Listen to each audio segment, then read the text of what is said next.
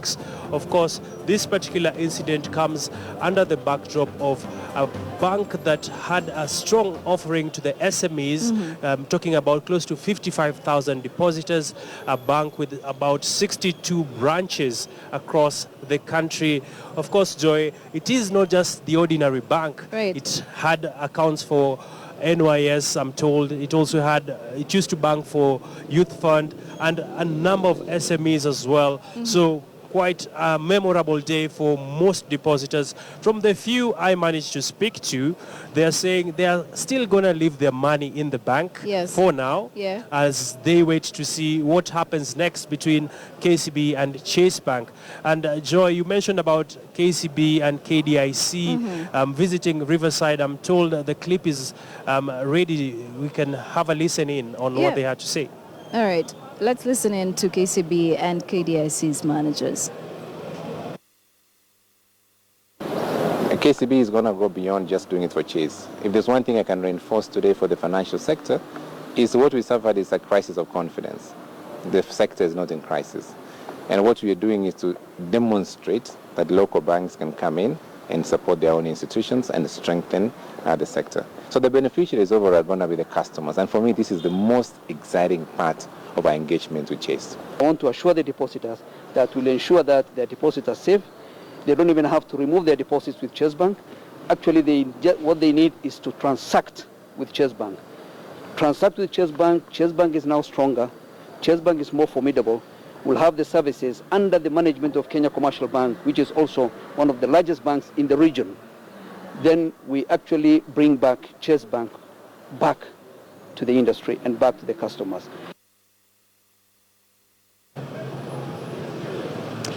And that is what the KDIC manager and KCB CEO Joshua Igara had to say about Chase Bank being reopened today. Now, there's a tweet here on KDIC's account, that is at KDIC Kenya, and they're saying the Chase is on. Customers queuing to be served at the Chase Bank City Center today. It's now stronger and better. And that's what we've been seeing all day. Someone here is saying Chase Bank customers seem to really love their bank because most of them are saying, you know, we're not going anywhere. We're keeping our accounts here. Shamit Patel is saying Chase Bank is open from today now to pay overdue suppliers and attempt to rebuild my little business. That is the perspective of Shamit Patel. But remember, we'll continue to read most of your feedback online and also to talk to Bunge la Raia Wazalendo as well to hear the citizen assembly perspective as well, Abby. Well, Joy, a lot of feedback coming in on social media. Right. Of course, the hashtag Chase Bank reopens has been trending for some time now. And of course, it is quite commendable to see the bank up and running at this stage. And what I'm keen about, Joy, is how soon are you likely to see the managers being prosecuted? Because we are talking about 16.6 billion shillings in toxic loans that cannot be recovered. And this is really what led to the bank to the situation where it is today. So issues around corporate governance, quite a touchy issue for the banking sector. I know you had a chat with the Barclays Bank CEO. He was quite vocal about corporate governance. He was very vocal about it, actually. He said that there are a number of questions that are being raised right now because of the customer confidence in the banking industry. And you know, when it happens to 1, 2, 3 banks, people start to wonder how safe their money is. And so as time goes on, we are seeing a number of questions being asked and responses coming in from the banking industry stakeholders. Now, Jeremy Awori, the CEO of Barclays, did mention that we should be keen on looking at 2 areas. One, how safe anyone's bank is, and also the second thing is the role that the auditors have to play when it comes to some of these issues. If they noticed that there was insider lending, what did they do about it? And what is the limit of independence or manipulation by these banks as well? But let's now hear in from some of the Chase Bank customers and what they had to say as the bank reopened earlier today. I want also to tell the public that there's a system created in law that is supposed to ensure that they know before it happens.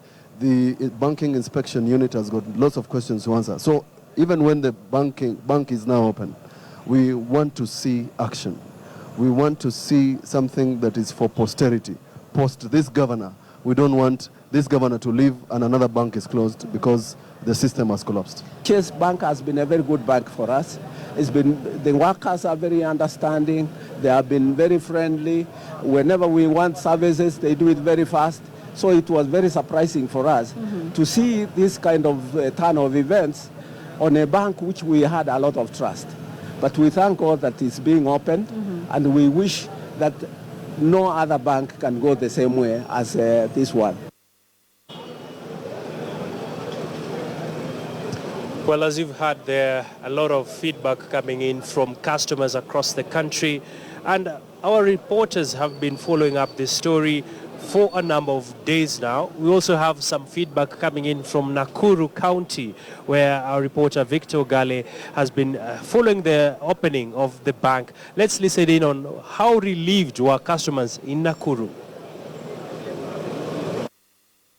Sasa vile nilienda pale ya kuangalia statement, nikaoneshwa kila kitu, nikaona ni sawa sawa. Basi nikaambiwa ni withdraw ile pesa mimi nataka, nika withdraw. Sipokuwa ile checks ndio wanasema clearance bado. Sasa tumeangojea paka kesho ama kesho hiyo nyingine. Tutaendelea na kubanka tu hapa, sijaona makosa yote iko. Nimesaviwa vile nilikuwa nasaviwa kawaida. Sipokuwa watu ndio wengi. Kama itaendelea vizuri, najua account yetu bado iko kule. Ilikuwa banki nzuri sana. Tulikuwa na managers na wafanyikazi wazuri sana. Isipokuwa tu tulisikia kwamba Chase Bank imekuwa mbaya, hatungejua ni mbaya kwa sababu service ilikuwa mzuri na mambo yao ilikuwa mazuri. Ukienda kwa manager anakuhudumia vyema sana. Ukienda kwa wafanyikazi wanakuhudumia vyema sana. Kwa hivyo ningesema ya kwamba kama Chase Bank ingeendelea ingekuwa mzuri sana. Lakini sasa tuko na uoga, tujui itakuwa mzuri namna gani, haijua management itakuwa namna gani. I have just transferred a little bit of it, just a bit of it to another bank, but soon after things have stabilized and the confidence is built back, my money will actually be brought back to Chase Bank. I've been a good customer in Chase Bank. Chase Bank is a relationship bank that is doing very well. The small problems that are there, we are hoping they have been sorted out, because even when we went in, things are just normal. And we'll still retain the accounts and continue with the bank for the betterment of all Kenyans. We don't need to panic, because the bank did well, the central bank and the Kenya government. So things are just in order. And those are some of the views coming in from Nakuru County. Now remember, Chase Bank has 62 branches around the country, and would now like to, talk about corporate governance in the banking industry and the rest of the companies in Kenya today. Where have we gone wrong? What needs to be corrected going forward? What do we need to do to ensure that all companies are abiding by the regulatory framework for which they are meant to abide? And joining us now to have that conversation is Dr. Joshua Okumbe, who is the CEO of Center for Corporate Governance. Thank you so much for joining us this afternoon. Thank you. Well, when we talk about corporate governance, if you might move your microphone closer, what exactly are we talking about, and what role does it play in ensuring that companies like the banking institutions are abiding by their legal framework? Thank you, Joy. Corporate governance means best practices of running institutions, and by best practices of running institutions we mean prudent leadership, prudent management techniques, which are honest, truthful, trustful, faithful, and management practices which are transparent and accountable. These are the best practices that we talk about in corporate governance. Right. The main reason why corporate governance has come about, and this has been in the last 25 years, was mainly because prior to 1991, a number of companies, including banks, experienced a lot of corrupt practices that brought them down. Right. For instance, Bank of Credit and Commerce International, BCCI, which used to be on the streets of Nairobi, on Koinange Street. Right. That company, which had grown to become very large, collapsed in 1991. And that's what brought about corporate governance. Over the years, what we have done with corporate governance is to establish principles and best practices of running institutions. And those institutions include banks, they include organizations, they include countries, companies, and other institutions we talk about. So it's not just banks that have had to, face disciplinary committees. We've also seen, companies like a number of listed companies, actually. Uchumi is one of them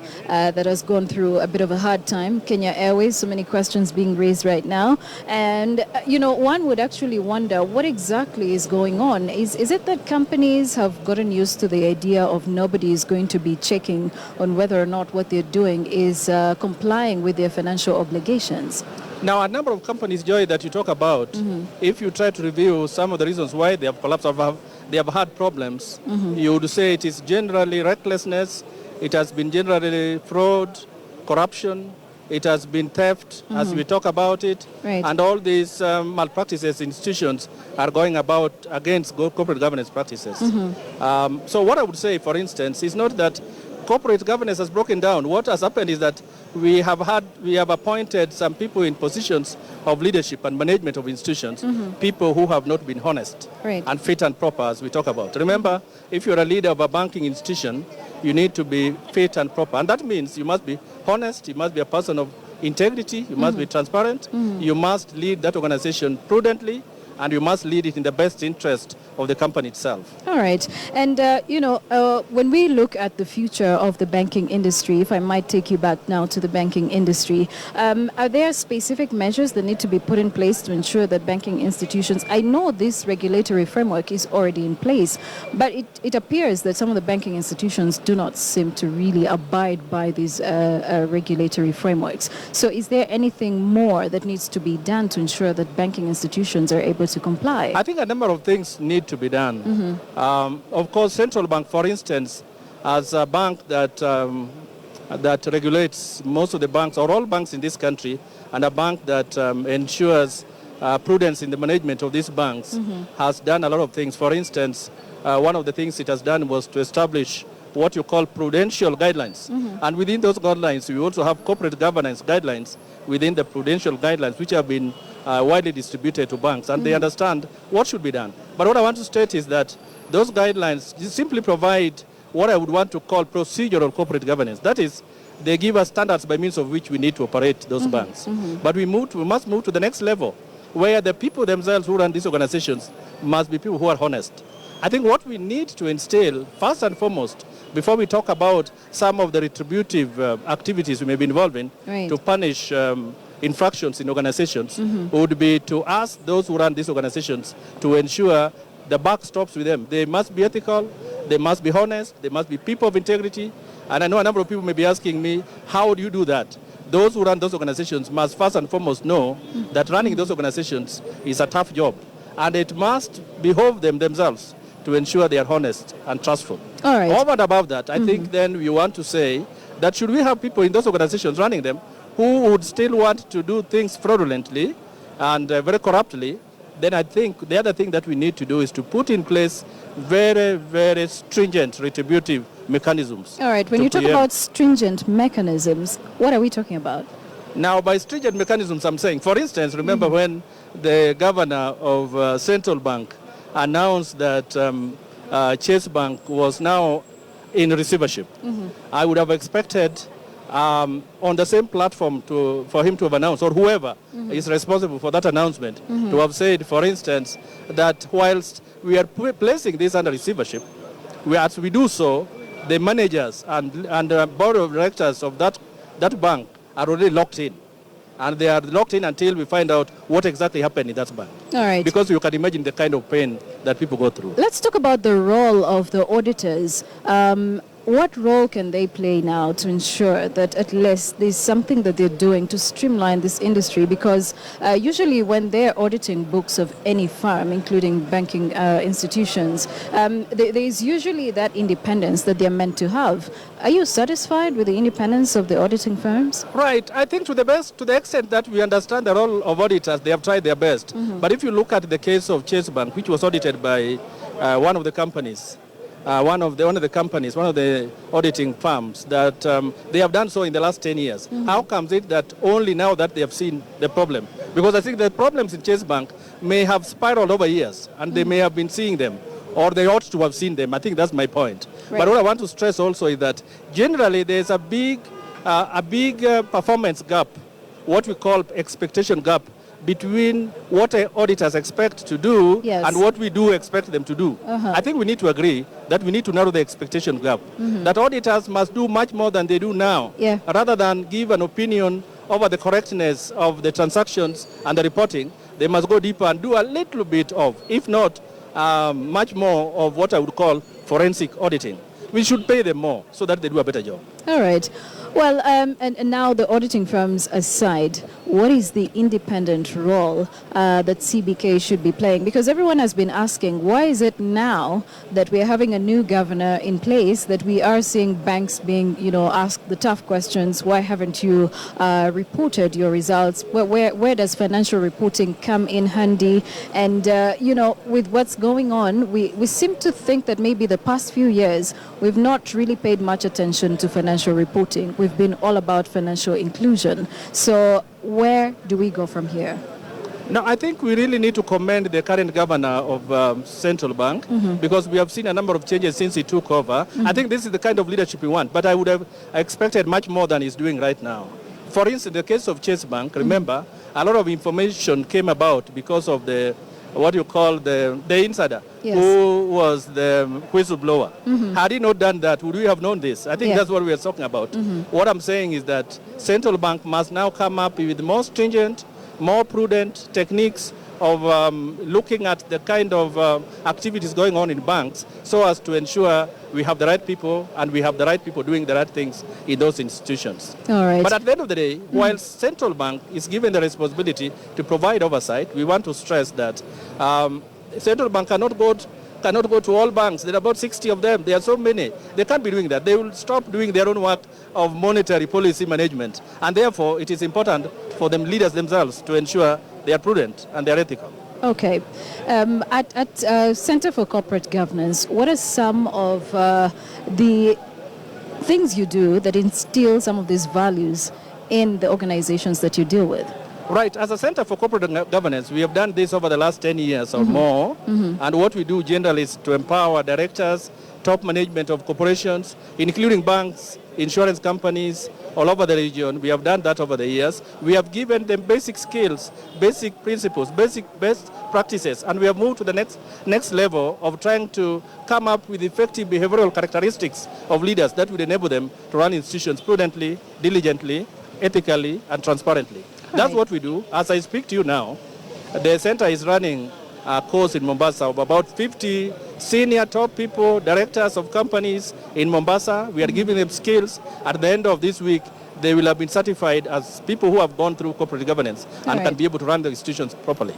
But what you may find, although we give them that, some of them may still stray from the agreed standards of best practice. All right. Well, thank you so much, Joshua Okumbe. It was an honor talking to you about corporate governance. And Dr. Joshua Okumbe is the Chief Executive Officer for the Center for Corporate Governance, talking to us about what exactly is happening in the banking industry right now, and also a number of listed companies that have in one way or another not met their financial obligations. We'll now take a short break. When we return, KTN Zabiagina is going to be speaking to a number of analysts as well regarding Chase Bank's reopening. Thank you all for watching. We'll be back after these messages.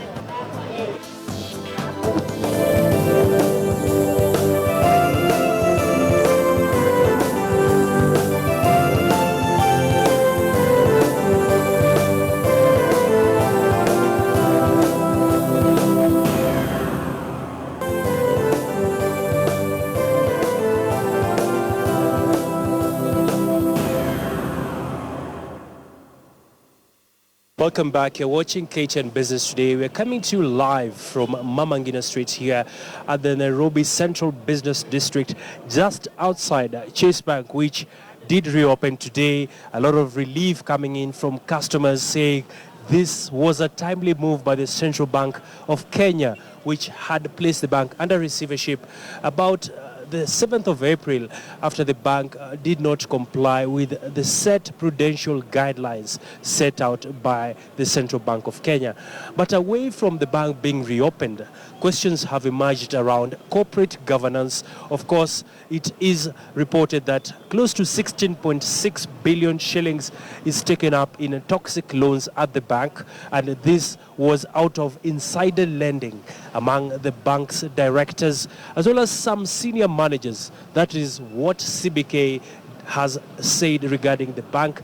As you know, the bank is under the leadership now of Kenya Commercial Bank of Kenya, which is steering the bank into a new chapter where they'll be able to reclaim their position in the market. But the bigger questions are, where did the bank get it wrong? Issues of corporate governance have emerged. How unethical were some of the practices? We're now joined by Dr. Isaac Kalua, who is the founder of Green Africa Foundation, to help us make sense of issues around corporate governance. Many thanks, Dr. for joining us. Of course, today is a big day for many customers who had their money stranded in the bank. Today, they've been able to access at least $1 million shillings and below. From where you sit as someone who speaks vocally on corporate governance, what needs to be done? Because we are yet to see any arrests, we are yet to see any assets being frozen of the managers. What should happen? First of all, allow me to very kindly congratulate my friend, the MD of KEBS, Mr. Oigara. I think he has done a good move together with his team at KCB for saving the day. Issues of money. You know, having little money that you can keep in a bank, it means that it's quite hard-earned money. For you to earn money today in this country is not easy, unless you're a thief or you are doing things that are not supposed to be right. And therefore, money is hard-earned in this country, and therefore, and everywhere else in the world. And therefore, coming to save this kind of a situation is a great thing. But then we need also to check, where did we go wrong? Where is the start of all these problems that we are currently having at the moment, one after the other? And as I get into all this, you may wonder, you know, I say the first green, I talk about green every single day and ask people to keep thinking green and acting green. The first green that we must always insist on is treating people kindly. This is about good ethics. It's about training on life skills. It's about values. Now, therefore, where have we lost it as a country? Yes. Where have we lost it as a community on matters of ethics?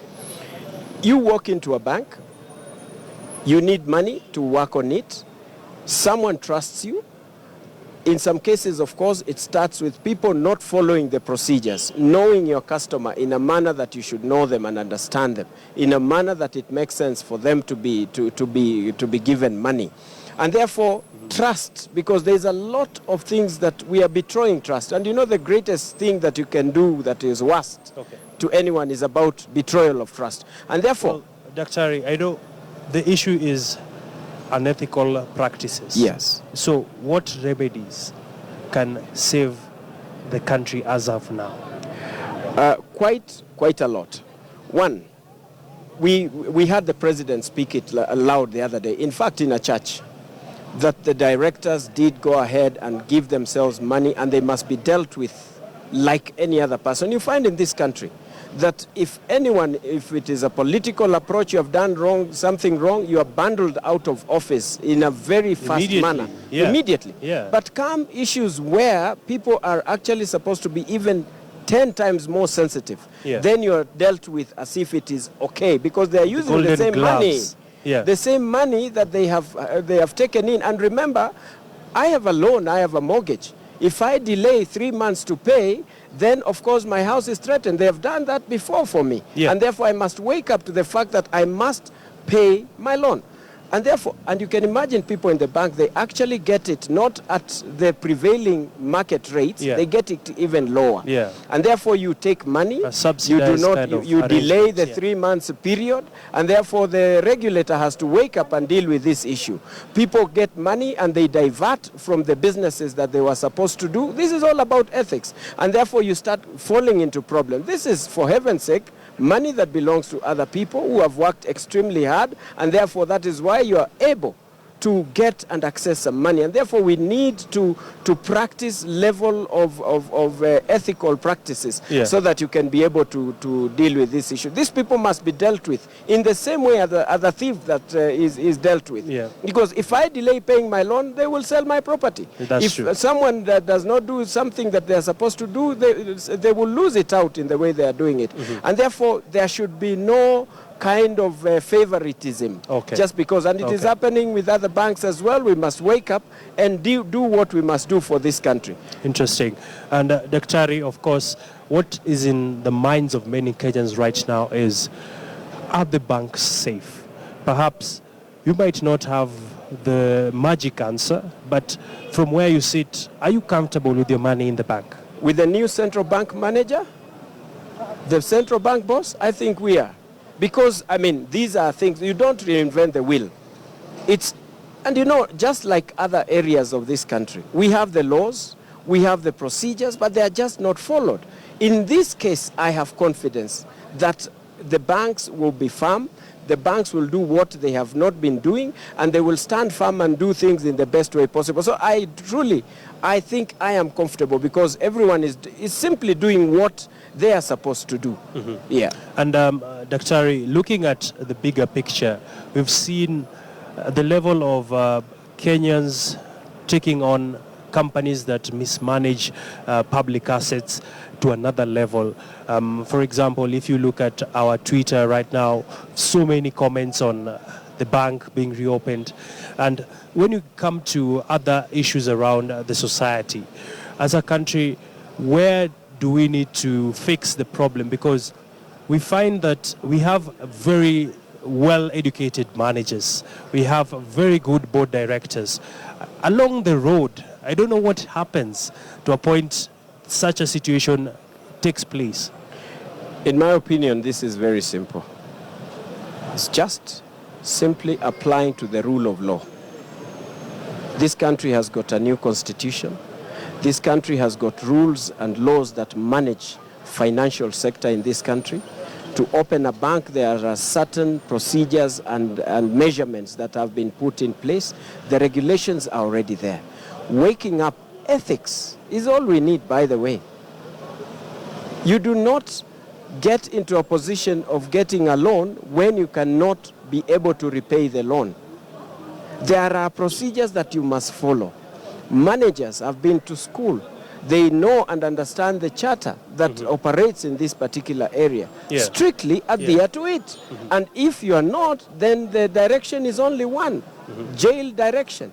Because then you are messing up people who are really working very hard. You can imagine people in Rift Valley who have worked very hard in their farms, their money is in the bank, and someone else, because they did not do things the way they were supposed to do, then we are in this position. The bank was well capitalized, and therefore it is just an issue of management that in between that was wrongly handled. Why? Because people did not adhere to the rule of law. People did not apply the principles of banking that are clearly set, and therefore people are suffering out of other people's mistakes. You can imagine how many people's businesses are now falling down. And therefore it's just an issue of standing and strictly following the rule of law. I don't think there's any other magic that is needed in this case. What lessons can Kenyans pick from this incident of a bank being placed under receivership? This is not the first bank. We did see Dubai Bank, followed by Imperial Bank, now Chase Bank, which, thank God, it has been opened and customers can access their money. But what key lessons can Kenyans pick out of this, especially when it comes to a lot of Kenyans mainly have one bank account? That's where they put their savings. In the event they make investments, that's where they put their money. What would be your advice? You see, I don't take it as a lesson as such. First of all, I think it exposes us as a nation, as a community, that we are not serious in dealing with things the way we are supposed to deal with them. Issues of corruption. And you know, it is not just in the banking sector. It goes across. Today or on Saturday, we are going to be banning ivory.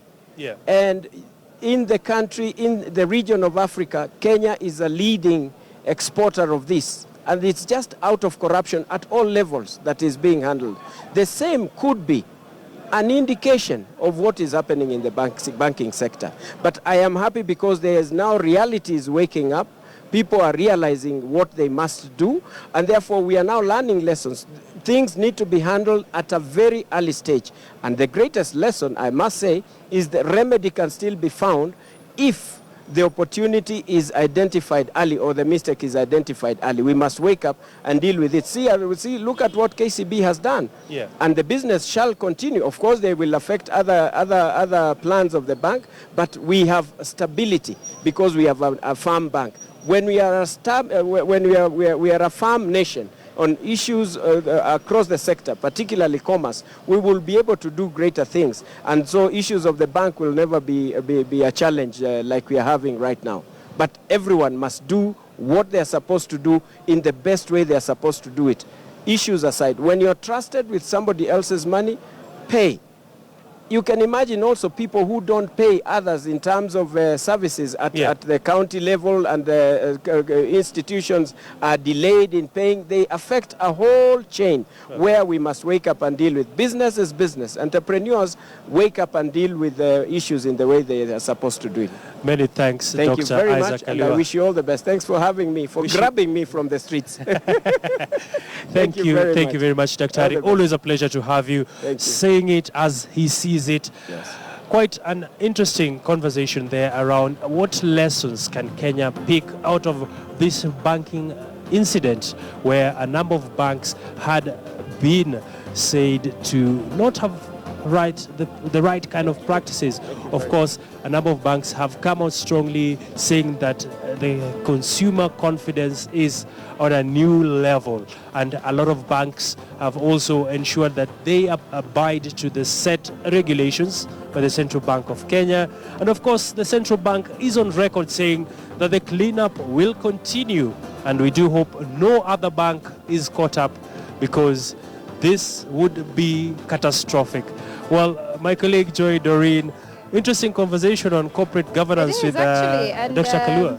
Exactly, and you know, he talked about it's not just banking, the banking industry, it cuts across, and I love that he even put in the aspect of what is happening with the ivory in the country and our wildlife, and the cartels that we are having, and just how much they are, you know, digging into even, you know, corporate companies right now. So we've almost come to the end of the show. Time flies. Time I'm flies. told we are running out of time, actually. We are, and you know, there's that two-third gender rule conversation that's going on in Parliament. Oh, yes. And I guess that's also one of the biggest stories that we are following here for you on KTN News. But as we come to an end, do you bank with Chase Bank, Abby? Come again? Do you bank with Chase Bank? I don't bank with the bank. Yeah. But I don't know if you bank with them. Well, I do not, but I know that there are a number of colleagues of ours who must be excited today that the bank has been reopened. And we've come to the end of the show. My name is Joy Doreen Bira. I hope that for the customers, you're able to regain that confidence that you have in Chase Bank, as they're now being managed by KCB. Indeed, I don't have much to say, but to actually thank you for keeping it KTN Business Today. And let's keep the conversations alive on our social media platforms as we continue to keep our eyes on the banking sector. From my end, my name is Abi Agida. Coming up next is News Hour.